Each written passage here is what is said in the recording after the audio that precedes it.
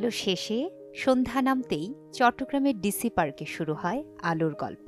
পরিকল্পিত আলোকসজ্জায় রাতের DC park হয়ে ওঠে দিনের চেয়ে আরও পরিপাটি, আরও দৃষ্টিনন্দন, যা টেনে আনে নানা বয়সী দর্শনার্থীকে।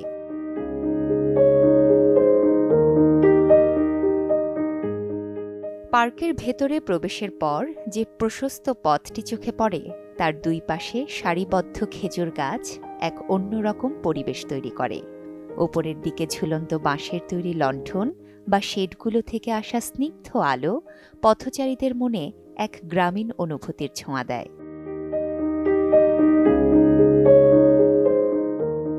পুষ্প প্রদর্শনীর মূল অংশে প্রবেশের জন্য রয়েছে একটি বিশাল অর্ধবৃত্তাকার তোরণ, যেখানে বড় অক্ষরে লেখা ফ্লাওয়ার জোন।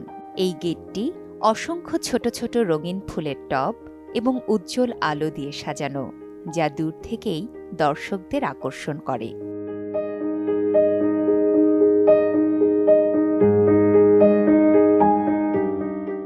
পার্কের লেকের পাড় ঘেঁষে বসানো হয়েছে আই লাভ ফ্লাওয়ার।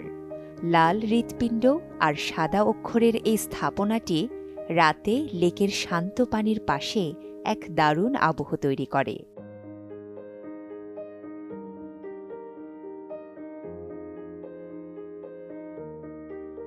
একটি বিশালাকার প্রজাপতির ডানাগুলোকে জীবন্ত ছোট ছোট ফুলের গাছ দিয়ে সাজানো হয়েছে এবং পুরো অবয়বটি নিয়ন আলোর বর্ডার দিয়ে ঘেরা।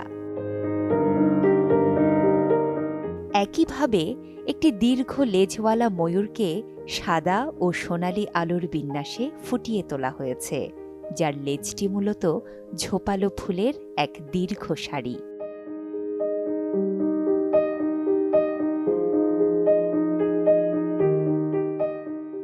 একটি বিশাল হলুদ রঙের কেতলি কাঁধ হয়ে আছে, যেখান থেকে অবিরাম ধারায় ফুল নিচে ঝরে পড়ছে। এমন একটি দৃশ্য রাতে দর্শকদের বিশেষ নজর কাড়ে।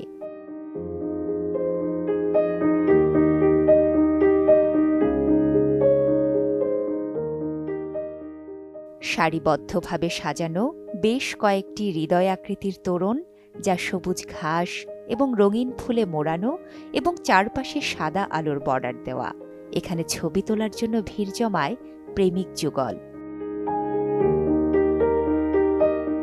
ফ্লাওয়ার জোনের ভেতরে প্রবেশ করার পর মূল আকর্ষণ হিসেবে দেখা যায় একটি উঁচু সবুজ ডিবি বা পাহাড় সদৃশ বাগান।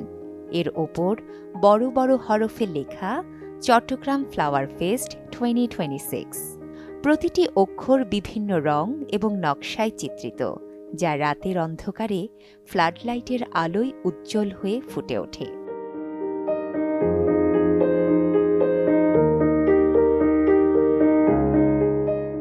পার্কের পাশের বিশাল জলাশয়টি রাতের আলোকসজ্জাকে দ্বিগুণ করে। লেকের পাড়ের রেলিং এবং ল্যাম্পপোস্টের প্রতিচ্ছবি যখন শান্ত পানিতে পড়ে, তখন এক অপার্থিব পরিবেশের সৃষ্টি হয়।